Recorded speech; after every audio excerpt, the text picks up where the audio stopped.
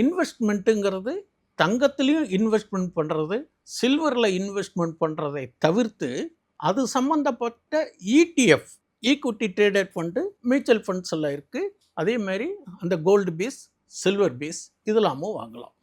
ஏன் நான் ரியலாக ஒரு பொருளை தங்கத்தையோ சில்வரையோ வாங்குவதை விட இது ஏன் பரவாயில்லை அப்படின்னு சொல்கிறேன் அப்படின்னு கேட்டிங்கன்னா, அதில் வாங்கினாலும் டேக்ஸு, விற்றாலும் டேக்ஸ். ரெண்டாவது, மிகப்பெரிய சரிவு வரும்போது நம்மளுடைய கேபிட்டல் குறையிறதுக்கான டெப்ரிசியேஷனுக்கு வேல்யூ இருக்குது. அதே ஒரு இடிஎஃப்ஓ, கோல்டு பீஸோ, சில்வர் பீஸோ வாங்கினீங்கனாக்கா பெரிய அளவில் ஏறத்துக்கும் லேட் ஆகும், அதேமாரி இறங்கிறதுக்கும் லேட் ஆகும். ஒரு எஸ்ஐபியாக நாங்கள் பண்ணுறோம் சார், அதிக தொகை கொடுத்து வாங்குறதுக்குலாம் எங்களுக்கு வசதி இல்லைன்னா எஸ்ஐபி மெத்தடில் நீங்கள் கன்சிடர் பண்ணலாம். அப்போது மினிமம் ஒரு 5 இயர்ஸு 10 இயர்ஸுங்கிற போது அதுக்கான ஒரு பாசிட்டிவ் அவுட்புட்டு கிடைக்கிறதுக்கு சான்சஸ் இருக்குது. இந்த மாதிரி நம்ம என்ன செய்யணும்னு கேட்டிங்கனாக்கா, முதலீடுங்கிற போது அதிக தொகை உபரியாக இருக்கக்கூடிய பணத்தை வைத்து வர்த்தகம், தட் இஸ் முதலீடு செய்வது என்பது ஒரு தனி பிஸ்னஸ்.